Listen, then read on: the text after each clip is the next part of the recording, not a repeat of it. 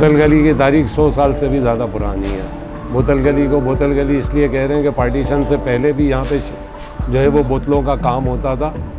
उस वक्त हिंदू कम्युनिटी थी, रिहाइश के हिसाब से ये पारसी गली भी है। बोतल गली की जिस वक्त ये शीशे के अंदर होती थी, अब तो खैर पेट के अंदर चेंज ओवर हो गया है। बोतल की ये हिस्ट्री थी कि हर किस्म की बोतल आपको, चाहे फार्मा हो, बेवरेज हो, फूड आइटम्स हो, उससे रिलेटेड हर किस्म की बोतल, इवन यहाँ तक कि यहाँ पे एंटीक्स बोतल जो है वो तक मिलती थी। चंद एक दुकानों के अंदर बरतानवी दौर से जो एक तेज़ाब आता था 50 लीटर की शीशे की बोतल के अंदर, वो भी यहाँ पे मौजूद होती है, जो आजकल लोग डिफेंस में डेकोरेशन पीस के लिए ले जाते हैं। जितनी भी लोकल इंडस्ट्री है, लोकल मैन्युफैक्चरर है, वो बोतल गली से रिलेटेड है।